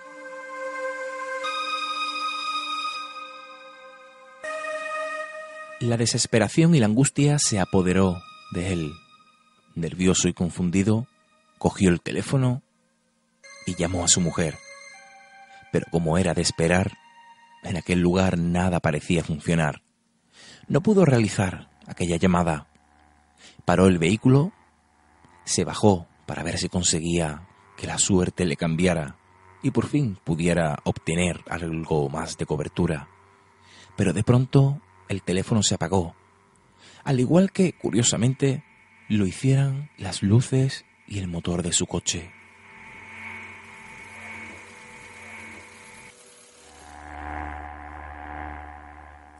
La situación era de lo más extraña y escalofriante. Con la mirada puesta en el horizonte, con la vaga esperanza de poder ver algún vehículo que le auxiliara, que le ayudara y le llevara de vuelta a casa, atónito y presa del horror, observó como de entre la espesa niebla que poblaba la carretera se le acercaba muy lentamente una mujer. Era exactamente la chica que kilómetros atrás corría de un lado a otro de la calzada.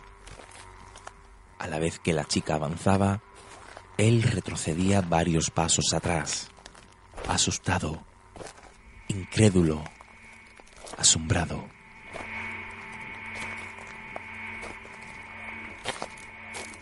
No lo pudo evitar. Aquella chica avanzó y le tocó la mano. Y como si de un sueño se tratara, aquel escenario que visualizaba cambió por completo. De repente se vio de nuevo conduciendo su coche por aquella carretera y en los últimos kilómetros que colindaban con su ciudad. Llegó a casa y sin contar nada de lo ocurrido, se metió en la cama y cayó en un profundo sueño.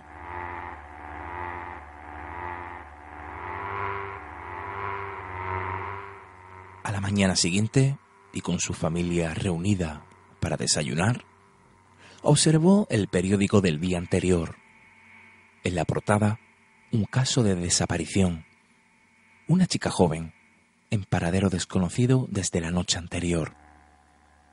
Al contemplar la foto, quedó atónito.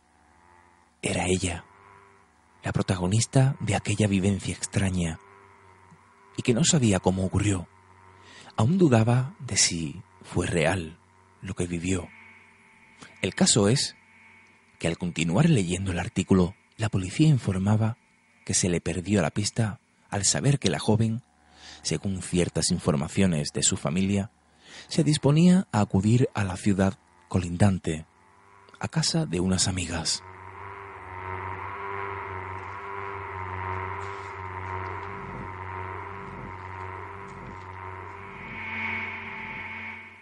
Sin dudarlo ni un segundo, con una fuerte corazonada, acudió a las comandancias policiales, contando lo ocurrido en su curiosa experiencia y a la vez detallando ese kilómetro del 31, que buscaran, que probablemente allí se encontraría el cuerpo de la joven. Ante el asombro de las autoridades, allí se encontraba el cuerpo de la joven y entre la arboleda su vehículo siniestrado, y su cuerpo a escasos metros, con varios cortes, sobre todo en la planta de los pies, debido a lo peligroso del terreno, el cual parecía haber sido escenario de sus últimos días de vida. ¿Pueden las almas avisar y manifestarse? ¿Pedir ayuda? ¿Conocen alguna historia similar?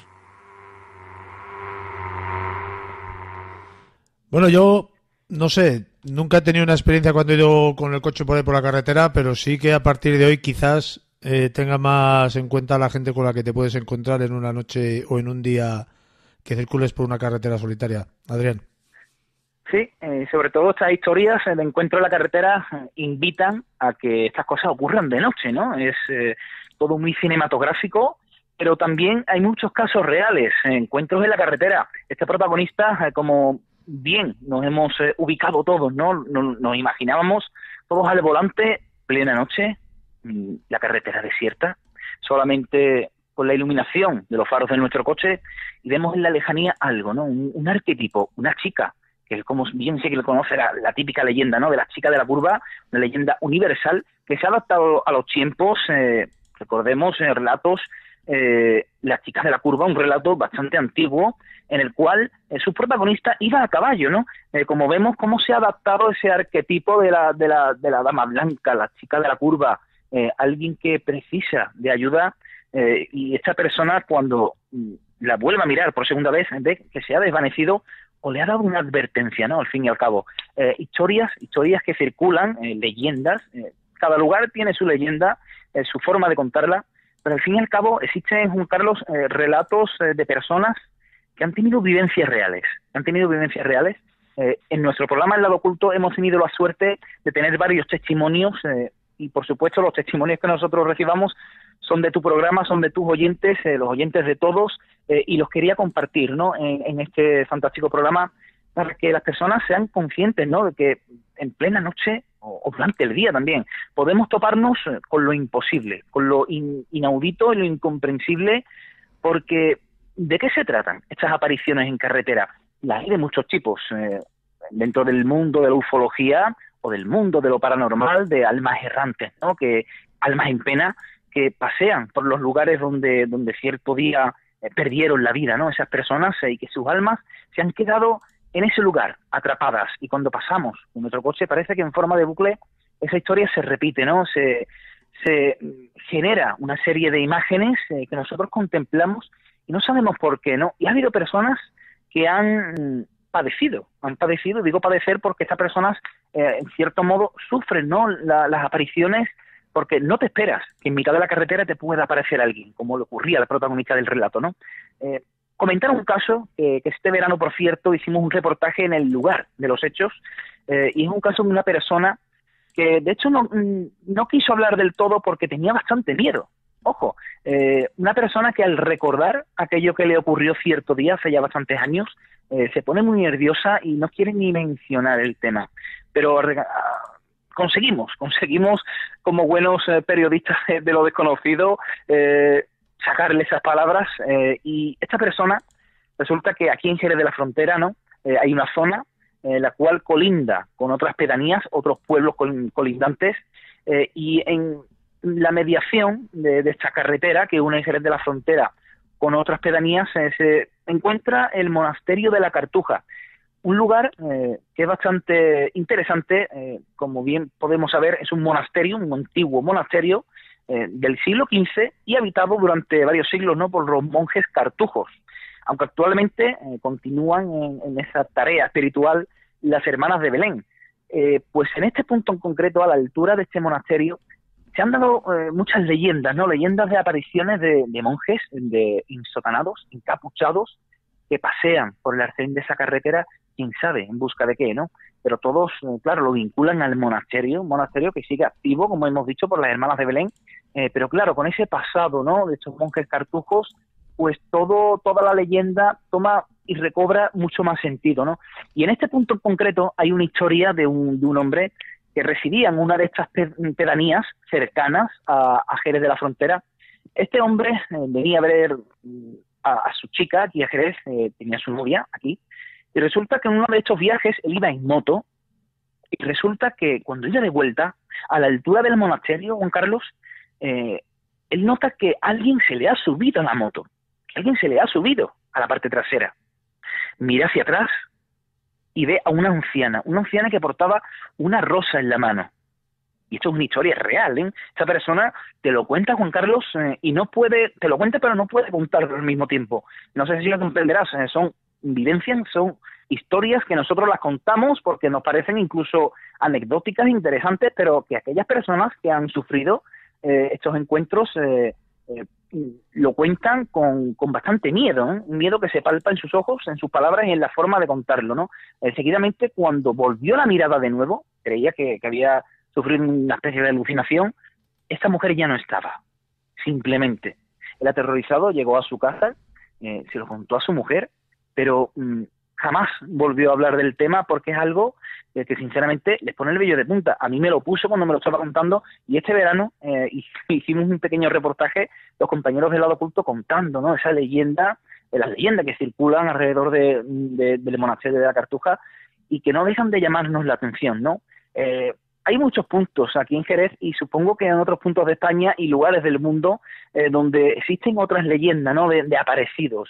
Cuidado en este punto, porque es una mujer que se puede subir a la espalda. Aquí en Jerez hay muchos puntos de este tipo, y en uno de esos puntos concretos, que es frente al cementerio de aquí de Jerez de la Frontera, donde hay otra carretera que colinda con Estella del Marqués, que es un pueblo, una barriada rural de aquí de Jerez, y resulta que un compañero que en el pasado estuvo con nosotros en el lado oculto, nuestro programa radiofónico, él nos contó una experiencia que vivió hace ya bastantes años, finales de los 90, principios del año 2000. Él iba con su moto y un grupo de amigos, y resulta que en cierto punto, justo enfrente del cementerio, Juan Carlos, resulta que esa carretera de doble sentido vio interrumpida su circulación, ojo, aquellos que venían en dirección contraria y él, que iba en la otra dirección, justo se pararon en un punto. La circulación paró de golpe. ¿Por qué? Porque una sombra negra y alta, y extremadamente alta, estaba cruzando la carretera. Y todos se quedaron asombrados, ¿no? ¿Pero esto qué es?, se preguntaban todos. Claro, llegaron a llamar incluso a la Guardia Civil, ¿no? Porque esta figura cruzó la carretera, como hemos podido imaginar en este relato, ¿no?, que hemos escuchado. Esa sombra cruzó la carretera de un lado a otro muy lentamente y se perdió entre unos matorrales, ¿no?, porque aquello es todo campo alrededor, exceptuando la zona del cementerio, ¿no? Y esta historia nos la contaba nuestro compañero, y él lo revivía también, ¿no? Y cómo, no solamente, aquí no estamos hablando de un testigo, estamos hablando, Juan Carlos, de muchas personas que en ese momento se encontraban en sus vehículos y contemplaron algo digno de una película, ¿no?, de ciencia ficción, pero que ocurrió realmente. Recordar el caso de Maximiliano Iglesias, ¿no?, concretamente el 21 de marzo de 1974, cuando en mitad de la carretera él contempló una especie de nave, unas luces en mitad de esa carretera y colindante también con un campo de sembrado. Unas luces descendieron, ¿no? De ahí la doble vertiente de almas errantes que quedaron atrapadas en esos lugares, y el tema ufológico, ¿no? Porque también se han dado muchos casos dentro del mundo de la ufología, donde se han dado encuentros, ¿no?, con seres, los llamados grises, ¿no?, que se ven descender de naves. El caso de Betty Barney Hill, ¿no?, en mitad de la carretera, se bajaron del vehículo, fueron abducidos, una de las primeras historias conocidas de abducciones, pero bueno, las historias están ahí, Juan Carlos, no dejan de sorprendernos, y las leyendas, por supuesto, no dejan de ser alimentadas por casos reales, ¿no?, también que ocurren en puntos calientes, como son las carreteras sevillanas. Son lugares que, por cierto, los compañeros de Cuarto Milenio hace varios años hicieron un maravilloso reportaje donde todos pudimos ver a muchos testigos, ¿no?, que dieron testimonio de ser observadores en primera línea de este tipo de fenómenos, ¿no?, de apariciones en carretera. El denominador común, una chica o un hombre con sombrero, caminantes en la noche, que de buenas a primeras se esfuman, desaparecen, como uno de los casos que tú recordarás, ¿no?, y la audiencia también, en la carretera que va de Carmona a Sevilla, ¿no? Personas que iban en su vehículo de noche, en la absoluta oscuridad, y contemplaban unas piernas cruzando, ojo, unas piernas como de cintura para abajo el cuerpo solamente, de cintura para arriba nada, algo totalmente absurdo, ¿no? Supongo que la mayoría de la audiencia recordará este caso, ¿no? Y se dice que en ese punto muchos motoristas perdieron la vida y fueron cortados por la mitad por estas medianas, ¿no? Que tanto daño han hecho los motoristas y que, según parece, y alimentan, ¿no?, estas leyendas y este tipo de visiones, esos motoristas que fueron cortados por la mitad, pues esas piernas son las que se ven, ¿no? Aquí no estamos hablando de fantasía ni casos inventados, estamos hablando de casos reales y personas que han quedado marcadas de por vida después de contemplar visiones de este tipo, compañero. Historias que, Adrián, tú sabrás también como yo, existen en toda la geografía española y me imagino que también mundial. Historias o experiencias que yo personalmente no he vivido y que son de las pocas que no me gustaría vivir. Más que nada porque pasa por la noche y en solitario casi siempre.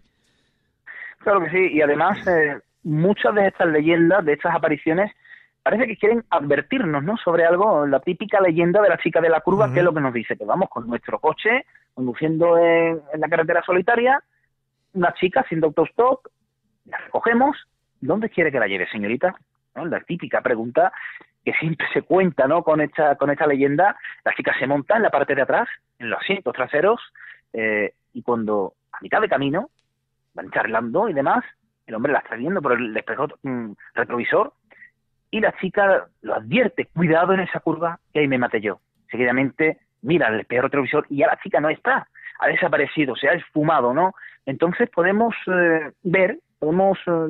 decir que hay un tipo de advertencia que, mira, por esta parte, Juan Carlos, pues no viene mal, ¿no? De que en algún momento, si verdaderamente la carretera entraña algún peligro o nos puede salvar, pues mira, quién sabe si estas almas en pena sirven en este caso para algo, ¿no? Para advertirnos y para ayudarnos ante un inminente accidente de tráfico que puede acabar en tragedia. ¿Quién sabe? ¿Quién sabe si estas personas están ahí por algo y por algún motivo especial? ¿Quién sabe? Y si lo saben alguna vez, que nos lo digan. Claro que sí.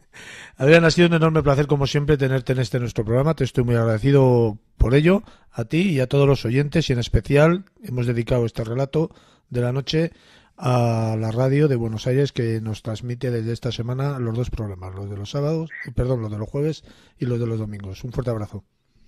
Claro que sí. Bueno, un abrazo a toda Argentina, a toda España, a todo el mundo y a todos los amantes del misterio que disfrutan con estos pequeños ratitos de locura que vertemos aquí cada domingo. Un saludo muy grande y decir, Juan Carlos, que nos pueden seguir también en el programa personal El Lado Oculto, para todos aquellos que no lo conozcan, en nuestra cuenta personal de Instagram, eladoculto.radio. Ahí pueden estar al tanto del contenido del Lado Oculto como también de Mundo Insólito Radio, que solemos compartir todo en cuanto se refiere, ¿no? Porque al fin y al cabo somos hermanos del misterio y todo nos lleva al mismo cauce: disfrutar contando cosas y sobre todo aprender. Habéis tardado en uniros a Instagram, ¿eh? Sí, la verdad es que sí, estamos un poco obsoletos en ese aspecto, pero sí, bueno, tarde nunca, ¿no? Como se suele decir. Nunca es tarde si la hecha. Pues Adrián, un fuerte abrazo. Un fuerte abrazo para ti.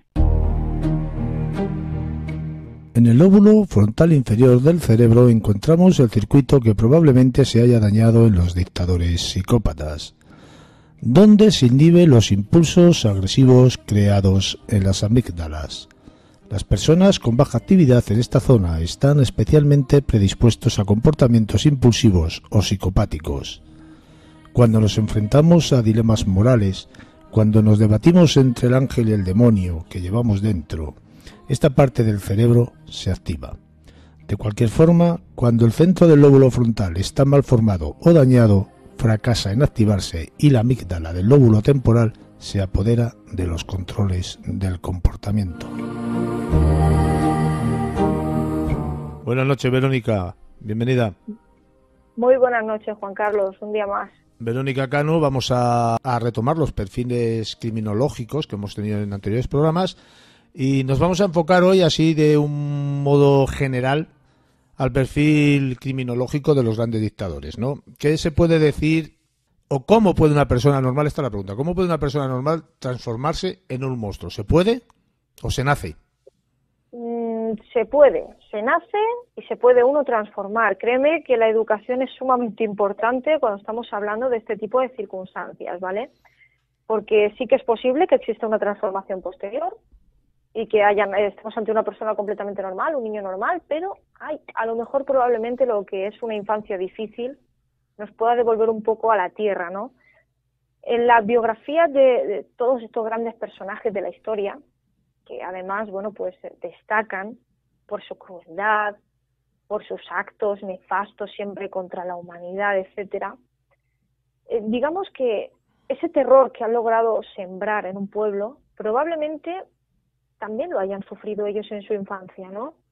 Que la hayan vivido de una forma un tanto extraña, además, por los motivos más diversos. Porque si bien no es posible detallar lo que es minuciosamente la infancia de todos y cada uno, sí que podríamos aterrizar sobre la presencia de, como mínimo, unos padres autoritarios, ¿no? Una educación que viene de más arriba y que luego se proyecta en el presente. Son padres que además suelen dudar de las cualidades, de las capacidades de sus hijos, ¿no? Como que les tratan con inferioridad, como si no fueran a llegar a nada, ¿no? Y es algo que además influye a la hora de menoscabar la autoestima. Dentro de este contexto también se ubica la figura materna. Estamos hablando de los padres, ahora hablamos de las madres. Suelen ser madres sumisas, depresivas, calladas, que en cierto modo pues a lo mejor viven en una situación de descontento en el matrimonio que han formado, pero nunca se atreven a superar el paso y a salir de esa situación tan oscura, ¿no? Y todo esto al final se acaba desarrollando, bueno, en una historia familiar en la que estos niños crecen pues sin cariño, sin juegos, sin una infancia real a lo que estamos acostumbrados, ¿no?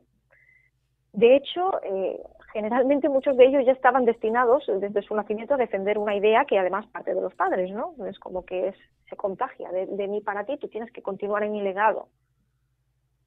Entonces, ¿qué ocurre con estas cosas? Bueno, pues que estos niños que han crecido que esa infancia ha sido tan negra, bueno, pues aparece una necesidad de venganza, ¿no? Si recordamos lo que viene de arriba, pues digamos que es en esa lucha que se le impone por familia, pues también aparece la frustración de salir de eso, de conseguir una vida mejor, y ahí ya entra un poco lo que es la necesidad de conseguir y de amasar una fortuna. Eso ya empiezan a crecer esa necesidad de vengarse de todo lo anterior y de materializarlo en el presente, ¿vale? Fíjate, Vero, que en el tema este de la venganza me ha venido a la memoria Hitler, ¿vale? Porque Hitler, no debemos olvidar, fue un dictador elegido en las urnas. Así es. No es como otros, como en el caso de España, por ejemplo, ¿no? Por ejemplo. Hitler tenía ese odio, entre comillas, a los judíos, porque él consideraba que en la Primera Guerra Mundial los judíos no habían apoyado a Alemania como debieran. Correcto. Y de ahí viene la venganza, que yo creo que puede ser completamente afín a este caso de lo que tú nos estabas contando, ¿no?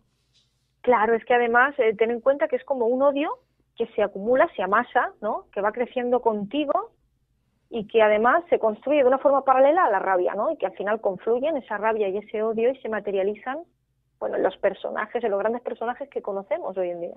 Cada uno odia a su manera y cada uno, digamos que, bueno, pues se frustra a su manera, pero al final, si te das cuenta, hay un objetivo común, la persecución, ¿no?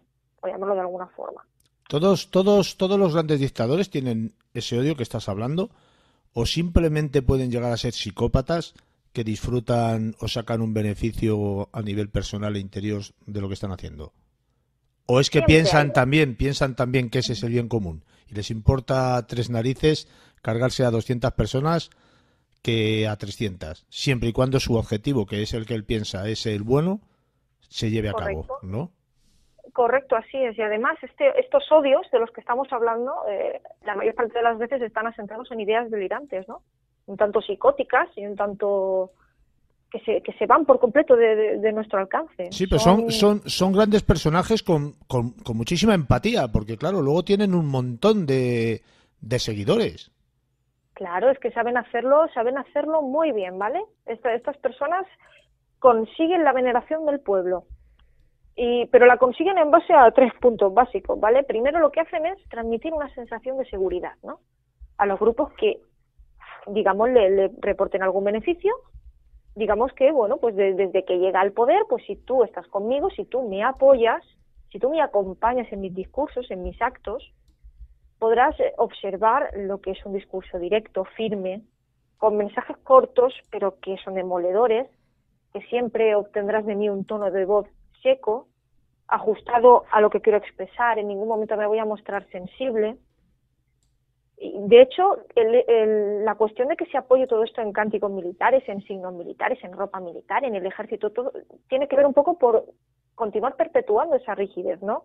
Porque al fin y al cabo la simbología va asociada al discurso, y si todo no conjuga perfectamente, probablemente el mensaje no funcione. Esto es como lo de las sectas que hemos hablado en programas anteriores. Si tengo que ser un buen líder, yo tengo que contar con todas las bazas a mi favor, porque de lo contrario no funciona. Hay que contar con todos los aspectos. Tienen que todos funcionar a la vez y estar perfectamente consensuados. Además de esa sensación de seguridad que transmiten, pues también se observa un desprecio total a la opinión del pueblo. Es decir, aquí se hace lo que yo digo. El pueblo debe de dejar de ser capaz de pensar por sí mismo. Véase grandes momentos de la historia en los que se han retirado los libros o la prensa, ¿no? El acceso a la información. Seguramente lo recordarás. Pues esto es otro guiño, ¿no? Digamos que mi palabra es la última y la verdadera, como los líderes de las sectas. No hay más palabra que la mía. Y cualquier otra cosa que se diga y que contrarie mi opinión, pues obtendrá una represalia, ¿no? De ahí que siempre la propaganda va en función de todo lo que yo hago bien. Nunca aparece lo que yo hago mal. Y evidentemente, ligado a eso también aparece la censura, ¿no? Si he limitado al pueblo para pensar, también tengo que censurar determinados aspectos, ¿no? Porque lo más importante siempre será mostrar de cara al pueblo ciertas cuestiones y solo las mías, no las de nadie más, ¿no? Y así un poco como que te vas forjando tu círculo cerrado, tu círculo de apoyo. Sí, y bueno, luego ya no hablamos de las ideologías porque dictadores les ha habido de todo tipo de ideologías, de izquierdas, de derechas, de centro y de todos los lados. Claro, por supuesto, aquí lo importante siempre es contar con todos los factores en el momento adecuado y en el lugar adecuado. Fíjate que, por ejemplo, Hitler, que hemos hablado antes de él, tuvo una época de su vida que era indigente, que dormía en los bancos de las calles. Bien. O sea, fíjate desde dónde llegó Hitler al poder. Esa capacidad desde la más absoluta, claro, esa capacidad de transformación que tuvo ese señor para estar durmiendo en los bancos de la calle y luego llegar a gobernar el mundo prácticamente. Sí, así es. Y ya no solo eso, sino convertirse en una figura recordada, porque se le recuerda. Hay prohibiciones. Hoy en día, sabes que en Alemania la mayor parte de la exhibición de los símbolos está todo censurado. Es una cosa que hay que tomar siempre con mucho respeto porque, bueno, pues eso sucedieron demasiados acontecimientos que ojalá no hubieran sucedido, pero se le sigue recordando. Como una persona que sale de la nada funciona de esa manera.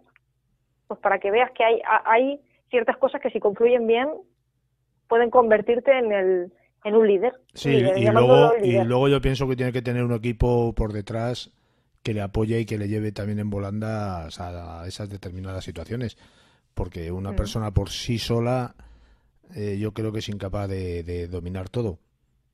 Correcto, así es. Siempre hay que el apoyo del que hablábamos, hay que estar apoyado por un grupo pequeño, pero lo suficientemente sólido como para que sustente mis teorías y apoye lo que yo diga, para poder ir ampliando, ¿no? Para transmitir sensación de seguridad y a la vez censurar todo lo demás. Y les gusta sentirse valorados, supongo. Correcto, ya no solo valorados, sino superiores, ¿no? Es como, son muy contradictorios, ¿vale? Nunca sabes exactamente por dónde te puede salir una persona con estas características, pero sí que sabemos que son narcisos. El narcisismo está presente, ¿no? Yo, y después de mí, otra vez yo. Ahí se marca el ego, se marca la avaricia por seguir siendo el más importante. Además, bueno, pues sabes que se esfuerzan de manera desconsiderada para superar aquello que consideran que es incapaz, que es débil o que es humillante, ¿no? probablemente ellos en alguna ocasión de la vida se han sentido incapaces, débiles y humillados. Y de ahí que traten de superar todo eso, ¿no? Recordemos lo de la infancia difícil, es muy importante. Porque tal y como les han tratado, quieren evitar que se sigan tratando. No es como devolver. Es como devolver lo sufrido hacia otras personas, hacia otro objetivo. Esto los convierte también en orgullosos, evidentemente, ¿no? Es cualquier cosa lo consideran un atentado a su orgullo, por tanto tengo que eliminar todo lo que a mí me hace daño o contra todo lo que está atentando contra mí. También, bueno, pues la falta de empatía era lo que hablamos, ¿no? Y la neurosis o la psicosis, ¿no? Las ideas delirantes esas que hacen que se crean superior a todo el mundo, a todo lo demás, ¿no? Eso es un delirio de pensamiento que además consideran que como son tan importantes, en algún momento alguien va a querer acudir a ellos, a asesinarles, a matarles, ¿no? Es un delirio de persecución. Sí, pero que además entran ahí en la paranoia, ¿no? Claro, esto deriva además de un delirio de grandeza. Como soy el mejor, todo el mundo quiere matarme, ¿no? Todo el mundo quiere acabar conmigo porque yo soy la representación del bien, por decirlo de alguna forma, porque ellos consideran que todo lo hacen bien, todo lo hacen correctamente y que eso es lo que se debe hacer para funcionar. Pero a mí me gustaría extrapolar esta conversación un poco más a nuestro nivel social familiar, ¿no? Estos mismos perfiles se pueden llegar a tener en nuestra vida cotidiana, pienso yo, creo yo, a nivel ya familiar dentro de una misma casa o a nivel social dentro del entorno que te rodea tu ámbito normal de acción, ¿no?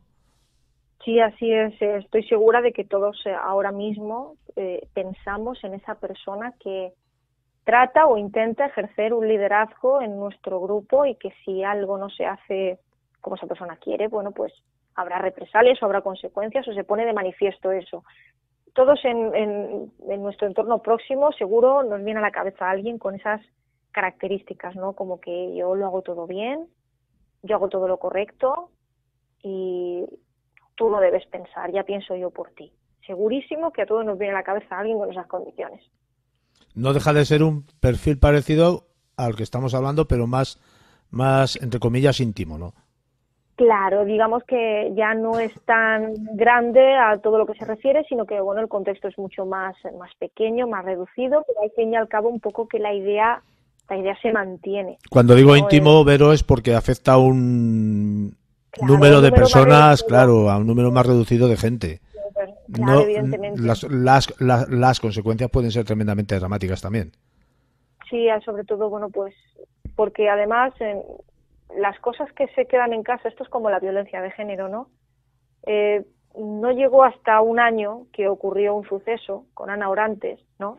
Que, bueno, fue quemada tras haber dicho públicamente que era víctima de violencia de género. Esta mujer salió en televisión, lo dijo, y a los días, bueno, pues fue quemada viva por su marido en el patio de casa. Digamos que son cosas que se quedan en la intimidad, ¿no?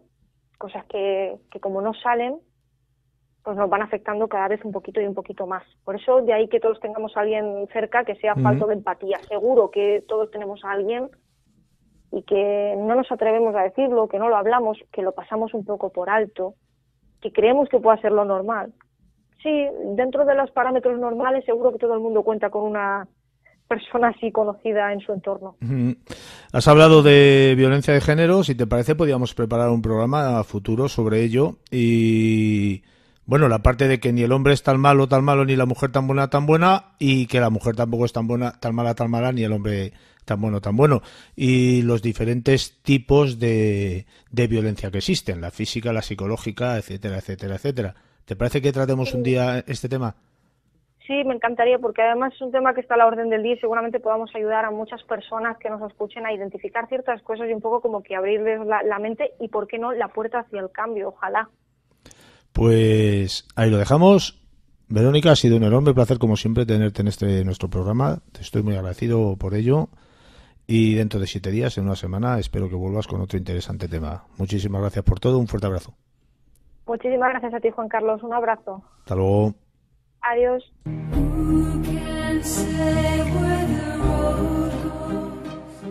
Llegado el final del programa, solo me queda que daros las gracias a todos por vuestro tiempo, vuestra atención y vuestra compañía.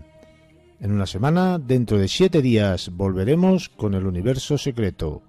Hasta entonces, tengan todos los mejores de los deseos para esas almas inquietas.